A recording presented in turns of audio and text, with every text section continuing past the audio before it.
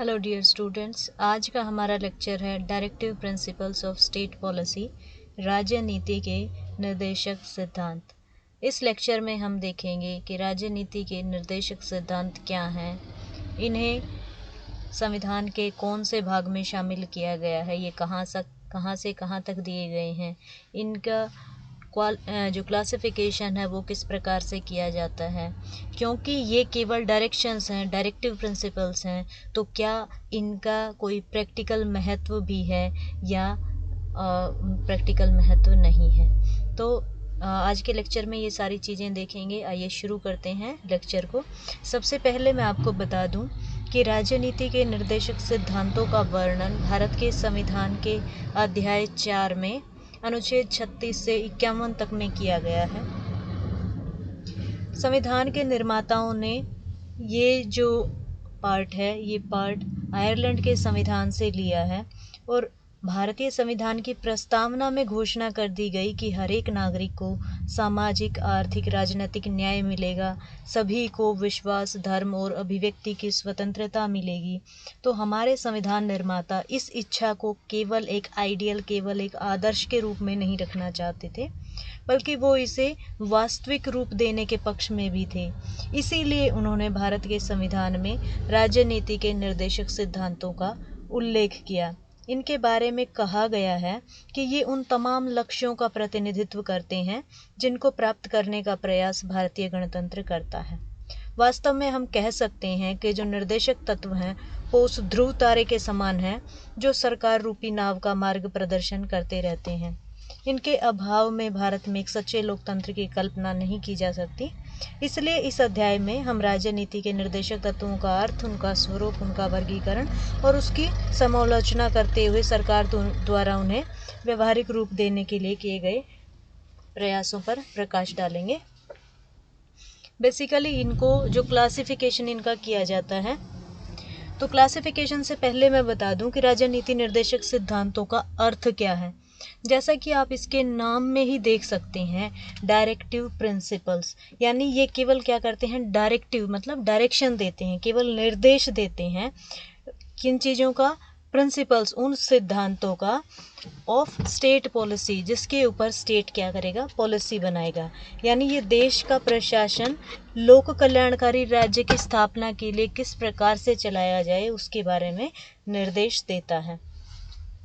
तो इसका जो क्लासिफिकेशन है वो 4-5 कैटेगरीज में किया जाता है। जैसा कि आप देख पा रहे हैं कि इनको सोशो इकोनॉमिक प्रिंसिपल्स या समाजवादी प्रिंसिपल शामिल हैं इसमें, कुछ इसमें गांधीयन प्रिंसिपल शामिल हैं, कुछ इसमें लिबरल या उदारवादी प्रिंसिपल्स शामिल हैं और कुछ इसमें इंटरनेशनल प्रिंसिपल्स, और कुछ ऐसे हैं जो इन चारों कैटेगरीज में नहीं आते, उनको अदर्स की श्रेणी में रखा जाता है। तो नीति निर्देशक सिद्धांतों के इस क्लासिफिकेशन को पढ़ाने से पहले, और क्लासिफिकेशन में भी मैं बोलूँगी कि मैं आपको सारे आर्टिकल वाइज आपको बता देती हूँ किस आर्टिकल में क्या दिया गया है। इससे पहले आपको इसकी थोड़ा नेचर के बारे में बता दूँ कि ये जो नीति निर्देशक सिद्धांत है, जब आप इन सारे क्लासिफिकेशंस को पढ़ेंगे तो आप इतने क्लासिफिकेशन के नाम से ही समझ चुके होंगे कि इनका काफ़ी वाइड स्कोप है, काफ़ी व्यापक क्षेत्र है। अब इसमें क्या क्या सामाजिक, आर्थिक या राजनीतिक या प्रशासनिक मामले शामिल हैं वो आपको आगे अभी डिफाइन करेंगे तो बताएंगे। इसके अलावा आपको बता दूं कि ये नॉन जस्टिसिएबल हैं, यानी इनको कोर्ट के द्वारा एनफोर्स नहीं कराया जा सकता, इनके पीछे किसी प्रकार की कानून की शक्ति नहीं है। ये केवल और केवल सरकार की इच्छा पर निर्भर है कि वो इन्हें कैसे लागू करे, कब लागू करे। इसके अलावा ये जो हैं वो कानून बनाते समय इनका ध्यान गवर्नमेंट रखती है, और वो कितना रखती है वो गवर्नमेंट के ऊपर डिपेंड करता है। तो चलिए अभी आपसे बातचीत करते हैं और आपको बताते हैं कि जो directive principles of state policy हैं वो भारतीय संविधान में कौन सा आर्टिकल क्या प्रोविज़न करता है। यहाँ पे मैंने सोशो इकोनॉमिक प्रिंसिपल्स जो है आर्टिकल 38 से शुरू किए हैं, और आपके मन में आ रहा होगा कि हमारे directive principles of state policy article 36 से 51 तक दिए गए हैं, तो आर्टिकल 36 और 37 इसमें क्यों नहीं लिखा गया। इसमें मैं आपको बता दूं कि जो आर्टिकल 36 है वो केवल ये बताता है कि राज्य क्या होगा, राज्य, क्योंकि ये क्या है, directive principles of state policy, state की पॉलिसी के लिए है, तो वो स्टेट किसे माना जाए, उस स्टेट की डेफिनेशन आर्टिकल 36 में दी गई है।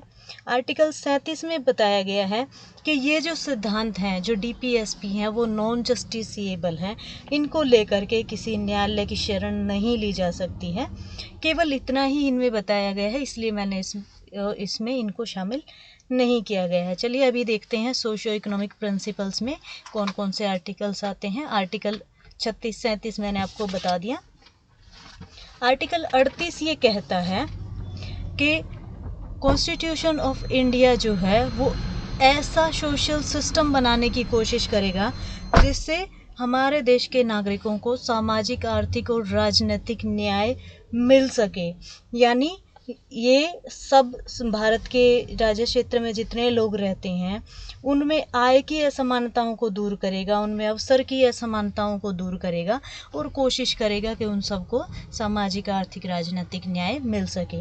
अब इसके लिए क्या करेंगे, आर्टिकल 39 में लिखा है। जैसे आर्टिकल 39 कहता है कि हर एक नागरिक को अपना निर्वाह करने के लिए आजीविका कमाने का अधिकार होगा, है ना, और निःशुल्क कानूनी सुविधा उपलब्ध होगी, आर्टिकल 39A बोलता है। इसी प्रकार आर्टिकल 39 भी बोलता है कि कुछ मटेरियल रिसोर्सेज के मामले में ओनरशिप का अधिकार होगा। आर्टिकल 30C कहता है कि स्टेट अपनी इकोनॉमी को कुछ इस तरीके से एडमिनिस्टर करेगा, कुछ इस तरीके से प्रशासन अपना लागू करेगा जिससे कि अमीर बहुत ज़्यादा अमीर ना हो और जो पूरे देश की वेल्थ है वो मुट्ठी भर लोगों के हाथ में ना सिमट जाए, बल्कि कोशिश करेगा कि इकोनॉमी को इस तरह से रखा जाए कि समाज के ज़्यादा से ज़्यादा लोगों को इसका लाभ मिले। इसके अलावा आर्टिकल 41 इसमें शामिल है। आर्टिकल 41 क्या कहता है, the state will work with in the limit of its economic viability, ठीक है, and progress provide to citizen the right to work, right to education and general assistance in event of unemployment, old age, disease and other disabilities. Please mark the words, that is unemployment, old age, disease and other disabilities. यानी article 41 कहता है कि बेकारी, बीमारी, बुढ़ापा या अंगहीन होने की स्थिति में राज्य अपनी शक्ति के अनुसार सहायता देने की कोशिश करेगा। और यही कारण है कि आप अभी आज के समाज में, हमारे देश में कहीं बुढ़ापा पेंशन का नाम सुनते हैं या कहीं पे आप देखते हो राइट टू एजुकेशन, तो इवन आपके जो फंडामेंटल राइट्स हैं उसी में शामिल कर दिया गया है।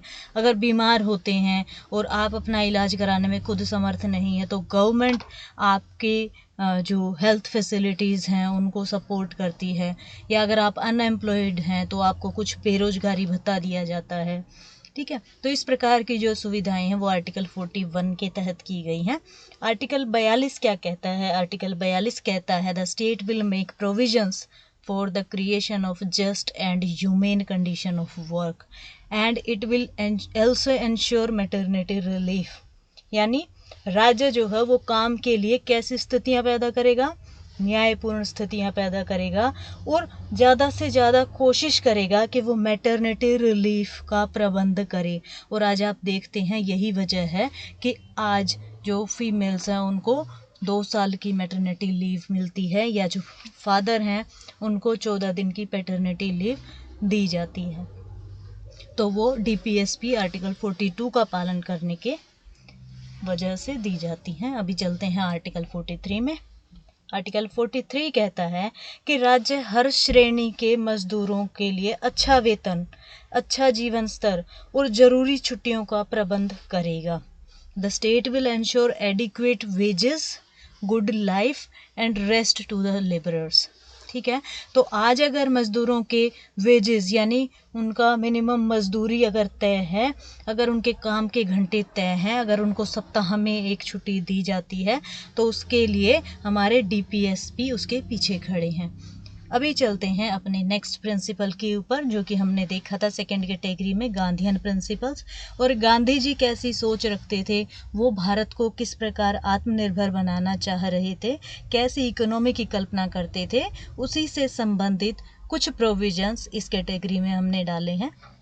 जैसे आप देखेंगे कि जो गांधी जी हैं वो हमारे यहाँ स्थानीय स्वशासन पर कड़ा बल देते थे, इसलिए आर्टिकल 40 में प्रोविज़न किया गया है the state will strive to organise panchayats in villages, कि जो राज्य है वो क्या करेगा, गाँव में पंचायतों की स्थापना करेगा and will endow them with such powers which enable them to act as unit of self government, और उन्हें इतनी शक्तियाँ प्रदान करेगा कि वो एक सेल्फ गवर्नमेंट के तौर पर, एक इंडिपेंडेंट गवर्नमेंट के तौर पर काम कर सकें। तो इसमें आपने देखा कि ये ग्राम पंचायतों का प्रोविज़न करता है। हालांकि आप जानते हैं कि 1993 से पहले ग्राम पंचायतों का गठन करना ना करना राज्यों के ऊपर निर्भर था, लेकिन 1993 में जो पंचायती राज अमेंडमेंट एक्ट आया, 73rd कॉन्स्टिट्यूशनल अमेंडमेंट एक्ट, उसके तहत इनको कंपलसरी कर दिया गया है और अब हर राज्य में पंचायतें अवेलेबल हैं और उनके हर 5 साल बाद जो इलेक्शन है वो भी फिक्स कर दिए गए हैं। तो जो आर्टिकल 40 के तहत हमने पंचायतों की व्यवस्था की है उसमें डीपीएसपी का जो है बड़ा हाथ है। अभी चलते हैं आर्टिकल 43 में। आर्टिकल 43 क्या कहता है? ये कहता है कि गांव में जो घरेलू दस्तकारी हैं उनकी उन्नति के लिए राज्य काम करेगा, यानी state shall strive to develop the cottage industry in the rural area, वो चाहे इंडिविजुअल लेवल पे हो या कोऑपरेटिव लेवल पे हो। आर्टिकल 47 कहता है कि state will strive to ban the consumption of wine. आपने सुना होगा कि हमारे कुछ राज्यों को ड्राई स्टेट घोषित कर दिया गया है। जैसे आप देखेंगे कि जो गुजरात है या बिहार है, इन राज्यों में शराब का सेवन या अल्कोहल का सेवन जो है वो कम्प्लीटली बैंड है। तो उसकी राज्यों को वो जो निर्देश मिले हैं या राज्यों ने अगर ऐसा स्टेप उठाया तो वो कहाँ से इंस्पायर होके उठाया है? आर्टिकल 47 से। इसके अलावा ये अदर इंटॉक्सिकेटिंग ड्रिंक्स और कमोडिटीज़ को जो हमारी हेल्थ के लिए घातक हो सकती हैं उनको भी बैन कर सकता है। ठीक है, इसलिए आपने कोई चरस, गांजा या इस प्रकार की दूसरी चीज़ों के या बीड़ी, सिगरेट, तंबाकू जो है, तो इन चीज़ों के पीछे अगर कुछ जगह पर बैन की बात सुनी है तो वो भी आर्टिकल 47 के अंडर ही है। आर्टिकल 4 क्या कहता है? सॉरी, आर्टिकल 48 क्या कहता है? आर्टिकल 48 कहता है कि state will ban slaughtering of cows, carbs and other milk kettles, यानी भारत में जो दूध देने वाले पशु हैं, जो दुधारू पशु हैं, उनको मारने पर स्टेट रोक लगाएगा, उनकी नस्ल सुधारने का प्रयत्न करेगा। ठीक है, तो ये क्या है? गांधीयन प्रिंसिपल हैं और ये सारे प्रिंसिपल देख के आपको क्लियर कट दिखाई दे रहा होगा कि ये व्यक्ति को उसके व्यसनों से दूर करने के लिए और एक ग्रामीण लेवल पर लोगों की इकोनॉमी को स्ट्रॉन्ग करने के लिए कोशिश की गई है। तो इन सारे प्रिंसिपल्स को हम गांधीयन प्रिंसिपल्स की कैटेगरी में शामिल करते हैं। अभी चलते हैं लिबरल या उदारवादी प्रिंसिपल्स पर। उदारवादी प्रिंसिपल्स में सबसे पहला जो प्रिंसिपल है वो मुख्यतः, देखिए आप सभी जानते हैं कि जो लिबरल का मतलब होता है जो व्यक्ति की स्वतंत्रता पर ज़्यादा ध्यान दें और उनमें ज़्यादा भेदभाव ना करें। ठीक है, तो इसमें आपको ऑलमोस्ट ऐसी ही चीज़ें देखने को मिलेंगी। इसमें सबसे पहला आर्टिकल है आर्टिकल 44। इसको आप शॉर्टकट में यूसीसी या यूनिफॉर्म सिविल कोड के नाम से भी जानते हैं। अब ये आप लोगों को बार बार सुनने में आ रहा होगा कि भारत जो है वो पूरे देश में एक समान नागरिक संहिता लागू करना चाह रहा है, यानी यूनिफॉर्म सिविल कोड बनाना चाह रहा है। अभी आपके मन में आ रहा होगा कि यूनिफॉर्म सिविल कोड क्या है। दोस्तों, आपने सुना होगा कि किस प्रकार से कुछ मामलों में, जैसे आपके शादी ब्याह के मामले हैं या उत्तराधिकार के नियम हैं या प्रॉपर्टी ट्रांसफ़र के नियम हैं, वो नियम हमारे देश में, जैसे हिंदू हैं तो उनके हिंदू कोड के अकॉर्डिंग पहले रेगुलेट होते थे, या जो मुस्लिम है तो उसके मुस्लिम पर्सनल लॉ के अकॉर्डिंग जो है वो इनके मामले में न्याय किया जाता है या फैसले किए जाते हैं।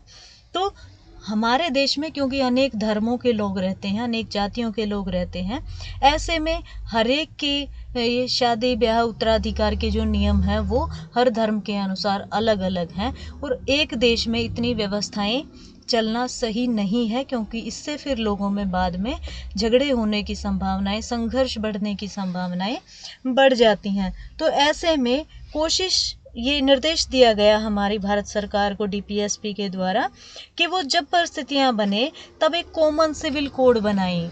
ठीक है, यानी वो हिंदू, मुस्लिम, सिख, ईसाई, यहूदी, किसी भी प्रकार का व्यक्ति हो, उसके ऊपर एक ही प्रकार का कानून लागू किया जाए, और इसके लिए पूरे भारत में एक ही कानून लागू हो। उसी चीज़ को यहाँ पे यूसीसी या यूनिफॉर्म सिविल कोड जो है वो कहा गया है। आर्टिकल 45 क्या कहता है? आर्टिकल 45 कहता है state shall endeavour to provide early childhood care, यानी बच्चों की जब वो स्कूल नहीं जाते उससे पहले उनकी केयर की जाएगी, and education for all the children until they complete the age of 6 year. जब तक वो 6 वर्ष की आयु पूरी नहीं कर लेते तब तक उनको जो एजुकेशन देने का काम है वो राज्य करेगा। यहाँ पे मैं आपको बता दूँ, आर्टिकल 45 में पहले ये जो up to the 6 year age अभी लिखा हुआ है, ये 6 से 14 वर्ष की आयु होती थी, लेकिन बाद में हमने इसे चेंज कर दिया 86 कॉन्स्टिट्यूशनल अमेंडमेंट के तहत, और 6 से 14 साल के बच्चों को, क्योंकि हमने अभी राइट टू एजुकेशन एक फंडामेंटल राइट के तौर पे दे दिया है, इसलिए हमने आर्टिकल 45 में भी संशोधन किया, और अब यहाँ से 6 से 14 साल की एज हटाकर केवल 6 साल तक की एज के बच्चों को शामिल किया है।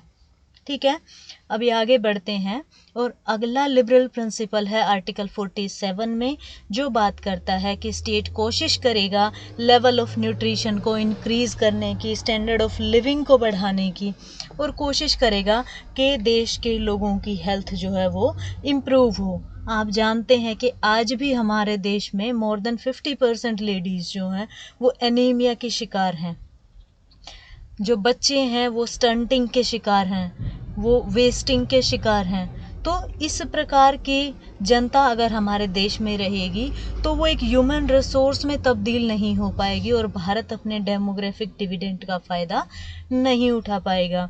ऐसे में ज़रूरी है कि उनकी हेल्थ का ध्यान रखा जाए, उनकी न्यूट्रिशंस डेफिशिएंसी को पूरा किया जाए, और यही वजह है, आप जानते हैं कि जो सरकार है वो बच्चे के पैदा होने से पहले से ही उसके गर्भ में चेकअप के लिए कुछ सुविधाएं प्रदान करता है, या जो गर्भवती माताएं हैं उनको पोषण प्रदान करने की स्कीम्स चलाता है। जब बच्चा पैदा हो जाता है तो उसको वैक्सीनेशन देना या उसको जो खाना वगैरह देना, उसकी प्रोग्राम चलाता है। फिर आप देखते हैं कि स्कूल में मिड डे मील प्रोग्राम जैसे प्रोग्राम चलते हैं, बाद में आपका पीडीएस सिस्टम जैसा कुछ चलता है। तो ये सारी व्यवस्थाएं इसीलिए की गई हैं ताकि लोगों का न्यूट्रिशन लेवल इंक्रीज करके उनका स्टैंडर्ड ऑफ लिविंग बढ़ाया जा सके, और देश उन्हें एक ह्यूमन रिसोर्स के तौर पर आगे यूज़ कर पाए।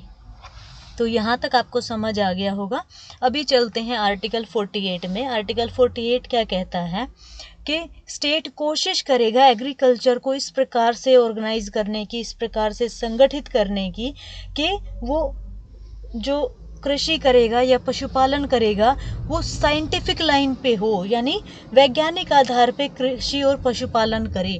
जो पुराने कृषि और पशुपालन के तौर तरीके से उनको बदले, उनको इम्प्रूव करे, और ज़्यादा अच्छी जो कमाई है वो किसानों की हो सके। आर्टिकल 48 से आपको पता चल गया। अभी आर्टिकल 50 में चलते हैं। आर्टिकल 50 क्या कहता है? आर्टिकल 50 कहता है the state will try to separate the judiciary from the executive in the case of public service, यानी राज्य जो है वो न्यायपालिका को कार्यपालिका से पृथक रखने का प्रयास करेगा। हम कहते हैं ना कि हमारे यहाँ इंडिपेंडेंट जुडिशरी की स्थापना की गई है, यानी हमारी न्यायपालिका कार्यपालिका या विधायिका के अधीन नहीं है, ये कार्यपालिका से बिल्कुल सेपरेट होगी। इस बात का प्रोविज़न कहाँ है? आर्टिकल 50 में। ठीक है, तो अभी चलते हैं आपके नेक्स्ट प्रिंसिपल की तरफ, जो है इंटरनेशनल प्रिंसिपल्स। इसमें आपका आर्टिकल 51 शामिल है। जो इंटरनेशनल प्रिंसिपल्स हैं या अंतर्राष्ट्रीय संबंधों से रिलेटेड जो सिद्धांत हैं, इस श्रेणी में ऐसे सिद्धांत शामिल किए गए हैं जिनका लक्ष्य विश्व शांति की स्थापना करना है। और आप देख रहे हैं कि अनुच्छेद 51 क्या बोलता है, ये कहता है कि भारत राज्य जो है वो अंतर्राष्ट्रीय शांति और व्यवस्था को बढ़ावा देगा। The state will strive to promote international peace and security. ठीक है, ये द स्टेट क्या करेगा, जस्ट एंड ऑनरेबल रिलेशन बनाएगा वेरियस स्टेट्स के अंदर, यानी विभिन्न राष्ट्रों के बीच सम्मानपूर्वक और न्यायोचित संबंध बनाने की कोशिश करेगा। 51C क्या कहता है कि ये अंतर्राष्ट्रीय कानूनों, संधियों और समझौतों का सम्मान करेगा। और आर्टिकल 51F कहता है कि जो राज्य है वो अंतर्राष्ट्रीय झगड़ों में क्या करेगा, आर्बिट्रेशन का मतलब होता है जैसे पंच या जो बिचौलिया होता है जिसको आप पंच बुलाते हो, उसके द्वारा झगड़ों को निपटाने की कोशिश करेगा। ठीक है, जो अदर प्रिंसिपल्स में आप आर्टिकल 49 को रख सकते हो, जिसमें आपको कहा गया है कि राज्य ऐतिहासिक स्मारकों की रक्षा की कोशिश करेगा। ठीक है, तो हमारे यहाँ हिस्टोरिकल प्लेसेस को अगर संरक्षित किया जाता है तो वो आपका किस में आता है, अदर प्रिंसिपल में आता है। और यही वजह है, आपने देखा होगा कि जो आपका ताजमहल है या आगरा का लाल किला है या और जो ऐसी ही दूसरे मोन्यूमेंट्स हैं, उनको अगर स्टेट मेंटेन कर रहा है तो उसके पीछे उसको इंस्पिरेशन कहाँ से मिल रही है, आर्टिकल 49 से। ठीक है, तो आई होप आपको यहाँ तक समझ आ गया होगा। लेकिन अभी देख लेते हैं कि भाई हमने इतने सारे इसमें चीज़ें पढ़ ली हैं, और जब हमने शुरू किया था तो आपको बताया था कि DPSP कैसे हैं, नॉन जस्टिसिएबल हैं, आप इनको लागू कराने के लिए न्यायालय में नहीं जा सकते हैं। ऐसे में कुछ लोगों के द्वारा, कुछ विचारकों के द्वारा राजनीति के निर्देशक सिद्धांतों की आलोचना की जाती है। आइए देखते हैं ये आलोचना क्या क्या है। इसकी सबसे पहली आलोचना तो यही की जाती है कि इसके पीछे जो कानूनी शक्ति का अभाव है, यानी लैक ऑफ लीगल पावर है। और जब इसके पीछे कानूनी शक्ति ही नहीं है तो न्यायपालिका द्वारा इसे लागू नहीं कराया जा सकता। तो ऐसे में ये हैरानी की बात लगती है कि एक तरफ तो जो संविधान है वो इन्हें प्रशासन के सर्वोच्च सिद्धांत कहता है ना, एक आदर्श के तरीके से सामने रखता है, और दूसरी तरफ कहता है कि आप इनको न्यायालय द्वारा लागू नहीं करा सकते। तो जब इनके पीछे कानून बनाकर कानूनी रूप से इनको लागू नहीं कराया जा सकता, तो ये केवल आदर्श घोषणाएं रह जाती हैं और इनको लागू करना ना करना सरकार की इच्छा पर निर्भर हो जाता है। तो ऐसे में कानूनी शक्ति के अभाव के कारण इसकी आलोचना की जाती है। दूसरा ये कहा जाता है कि इसमें एक वेग और इलॉजिकल अरेंजमेंट, यानी वेग लैंग्वेज का प्रयोग किया गया है, ऐसी भाषा का यूज़ किया गया है जो अस्पष्ट है और अतार्किक रूप से ये क्रमबद्ध किए गए हैं। यानी इसमें कहा गया, देखो बहुत सारे सिद्धांत ऐसे हैं जो बहुत कम इम्पोर्टेंट सिद्धांतों के साथ मिला दिए गए हैं, या कई बार आप देखोगे कि एक ही बात को बार बार दोहराया गया है। जैसे ऐसे दिया गया है कि जो भाई हिस्टोरिकल प्लेसेस हैं, जो आपके स्मारक हैं, उनका संरक्षण की बात तो मामूली सी है, भाई ठीक है कर लेंगे, अगर वो इसमें नहीं भी होता तो कोई और एजेंसी कर लेती। लेकिन ऐसे मामले को कहाँ उलझा दिया कि सामाजिक आर्थिक जो दूसरे इम्पोर्टेंट मसले हैं कि जो लोगों के लिविंग स्टैंडर्ड को ऊपर उठा सकते थे, उनके साथ मिला दिया गया। तो ऐसे में ऐसी चीज़ें देख के इसको इलॉजिकली अरेंज्ड भी बोला गया है। इसके अलावा इसकी एक आलोचना ये भी की जाती है कि जो DPSP हैं वो केवल आश्वासन हैं, दे आर मेयर प्रोमिसेस, यानी संविधान में ये नहीं लिखा गया कि राज्य जब तक इन सिद्धांतों को लागू नहीं करेगा तो जनता न्यायिक संरक्षण के अभाव में क्या करेगी। ये कहना कि इनके पीछे जनमत की मान्यता है, ये केवल सैद्धांतिक रूप से ठीक हो सकती है। आप जानते हैं कि सरकार हर एक समय जनता को ये कहकर टाल सकती है कि वो कोशिश कर रही है, जब भी उसके पास संसाधन होंगे तो वो ये परिस्थितियाँ उपलब्ध करवाएगी। और क्योंकि ये सरकार की मर्जी के ऊपर है, ऐसे में हम कह सकते हैं कि ये सिद्धांत और कुछ नहीं बल्कि केवल और केवल कोरे आश्वासन हैं। इसके अलावा इनमें बहुत सारे सिद्धांत ऐसे भी हैं जो इम्प्रैक्टिकल हैं, जो अव्यवहारिक हैं। जैसे उदाहरण के लिए मैंने आपको बताया कि कुछ राज्यों में नशाबंदी जो है वो लागू की गई है, तो सरकार जो है उसने नशाबंदी लागू कर तो दी है, लेकिन आप देखोगे पिछले कई वर्षों का इतिहास आपको दिखाता है कि भारत के जिन भी प्रांतों ने पहले शराबबंदी या नशाबंदी लागू की है, उनको बाद में अपनी नीति बदलनी पड़ी है। ठीक है, जो तमिलनाडु है, आंध्र प्रदेश है, उन्होंने पहले शराब को बंद किया और अभी फिर से उसको कानूनी बना दिया है। हरियाणा में देखोगे तो बंसीलाल सरकार के टाइम पे 1996 में हमने पूरी तरह से नशाबंदी कर दी थी, लेकिन 1998 में 2 साल बाद ही हमने फिर से ये जो कानून था उसको ख़त्म कर दिया और अब हमारे यहाँ फिर से जो शराब पीना है वो भी लीगल हो गया है। तो ये क्यों हो पाता है? क्योंकि जैसा कि मैंने बताया कि ये सिद्धांत इम्प्रैक्टिकल हैं। ये तो बता दिया कि राज्य को करना क्या है, लेकिन वो काम करने के लिए वो रेवेन्यू कहाँ से लाएंगे, इस बात का जिक्र, उन साधनों का जिक्र डीपीएसपी के चैप्टर में नहीं किया गया है। और इसी वजह से बहुत सारे जो डीपीएसपी हैं, अगर राज्य सरकारें उनको लागू भी करती हैं तो कुछ समय बाद उनको उनसे पीछे पैर खींचना पड़ता है। इस वजह से इनको अव्यवहारिक कहा गया है, अव्यवहारिक कहकर इनकी आलोचना की गई है। इसके अलावा कहा गया है कि ये जो मौलिक अधिकार हैं वो कुछ मामलों में इम्प्रॉपर हैं। इम्प्रॉपर का मतलब क्या है कि ये एक तरीके से आप बोल सकते हो कि भाई संसद की सर्वोच्चता के खिलाफ हैं या सही नहीं लगते। सही क्यों नहीं लगते? क्योंकि ये बोलते हैं कि देखिए, जो हमारे देश में संसद कानून बनाने वाली संस्था है, ठीक है, और संसद क्या करती है? संसद प्रतिनिधित्व करती है लोगों का, और एक लोकतंत्र में ज़रूरी है कि जो जनमत हो, जनता जो चाहती हो, संसद उस प्रकार के कानून बनाए। अब आप बताइए कि जो संसद जनता का प्रतिनिधित्व करती है, उसे जनता की इच्छा के अनुसार कानून बनाने के लिए स्वतंत्र होना चाहिए, या उसे संविधान बनाने वाली संविधान सभा ने उसके सामने जो आदर्श रख दिए उनको फॉलो करना चाहिए?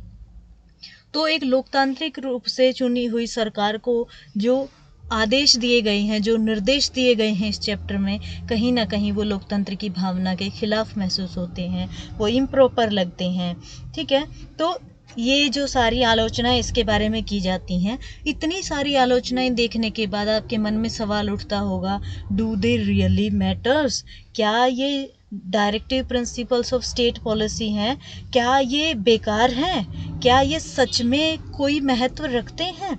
तो अगर जब ऐसी बात हमारे सामने आती है, क्योंकि सबसे पहले तो बात यही है कि अगर आपने इसको लेके कोई कानून बना भी दिया है ना, और इस कानून का किसी ने उल्लंघन किया, तो आप, क्योंकि डीपीएसपी का किसी का उल्लंघन हुआ, सिर्फ इस बात के लिए न्यायालय की शरण में नहीं जा सकते। लेकिन फिर भी मैं कहूँगी कि बेशक से इसकी कितनी भी आलोचनाएं कर ली जाएं, उसके बावजूद भी डायरेक्टिव प्रिंसिपल्स की यूटिलिटी, इसकी उपयोगिता, इसका महत्व कम नहीं होता है।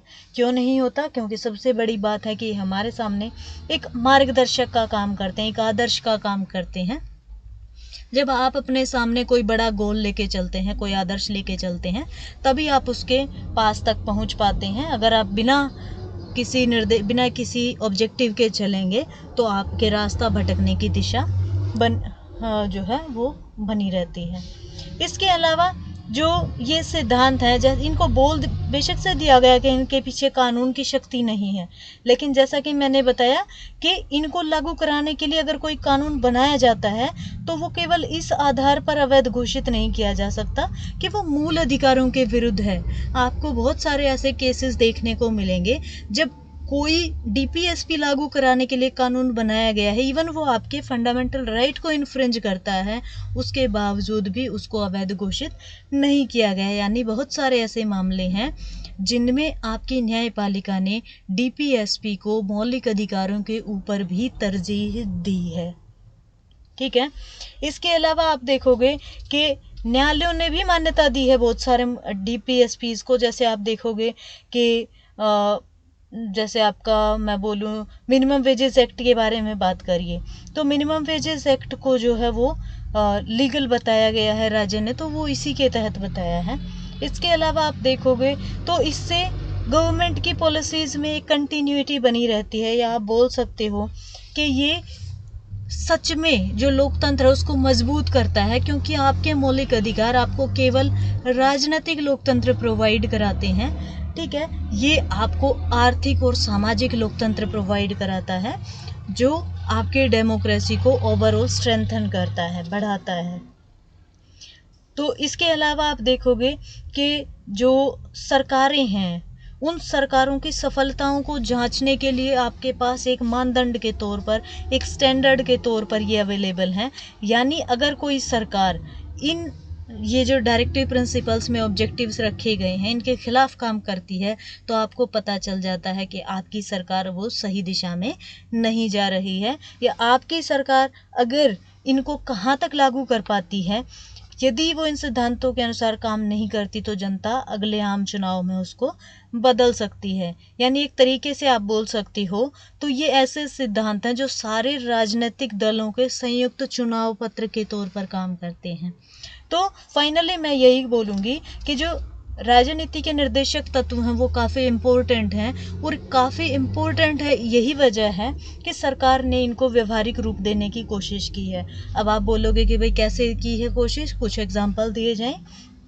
तो एग्जाम्पल की अगर मैं बात करूं तो सबसे पहली चीज़ देखिए कि शुरुआत में जो आपकी विधानमंडल है या सरकारी नौकरियों में स्थान सुरक्षित रखे गए थे, यानी आरक्षण की व्यवस्था की गई थी, वो 10-10 साल बढ़ाने की बात की गई थी, लेकिन अब उसे 2020 तक बढ़ाया गया है। तो ये कहाँ के जो आपके अनुसूचित जाति जनजाति हैं, उनकी रक्षा, उनके उत्थान के लिए सरकार ने कदम उठाया है, जिसकी प्रेरणा उसने डीपीएसपी से ली है।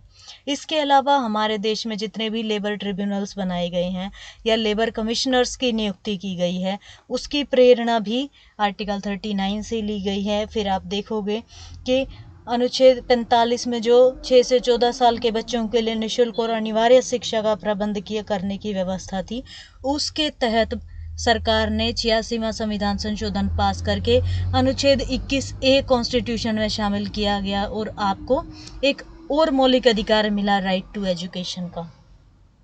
ठीक है, इसके अलावा डीपीएसपी को ध्यान में रखते हुए जो 73वां संविधान संशोधन के तहत स्थानीय स्तर पर लोकतांत्रिक संस्थाओं की स्थापना की गई है।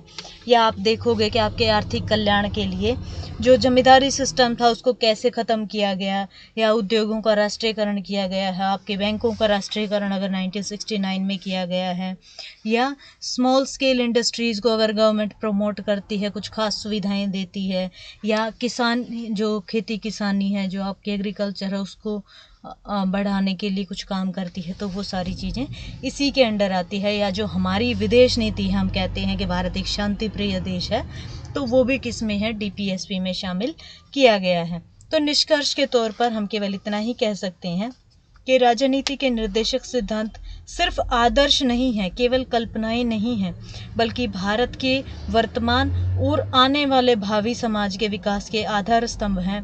ये अर्थहीन नहीं है, इनको लागू कराने में भारत में वास्तविक लोकतंत्र की स्थापना हो सकती है। इसीलिए भारत सरकार ने हालांकि कुछ सिद्धांतों को लागू किया है, और उससे उम्मीद की जाती है कि वो आने वाले समय में ज़्यादा से ज़्यादा सिद्धांतों को पूरे तरीके से लागू करने की कोशिश करेगी, और हम भारत में एक संपूर्ण लोकतंत्र, एक सामाजिक आर्थिक राजनीतिक लोकतंत्र के दर्शन कर पाएंगे। तो आइए देखते हैं हमने आज के लेक्चर में क्या क्या पढ़ा। सबसे पहले हमने देखा कि डीपीएसपी पार्ट 4 में आर्टिकल 36 से 51 तक दिए गए हैं, जो हमने आयरलैंड के संविधान से ग्रहण किए हैं, और इसका मेन मकसद है भारत में सामाजिक और आर्थिक लोकतंत्र की स्थापना करना। फिर हमने देखा कि इनको 4-5 कैटेगरीज में बांटा गया है। फिर हमने इनको डिटेल से एक एक आर्टिकल वाइज पढ़ा है। फिर हमने बाद में देखा कि इसकी क्या क्या आलोचनाएं की जाती हैं, और आलोचना के बाद हमने देखा कि जो राजनीति के निर्देशक तत्व हैं वो क्यों ज़्यादा महत्वपूर्ण हैं, ऐसे कौन कौन से निर्देशक तत्व हैं जिनको सरकार ने अमली जामा पहना दिया है। तो ये था आज का लेक्चर। आई होप आपको लेक्चर समझ आया होगा। नमस्कार।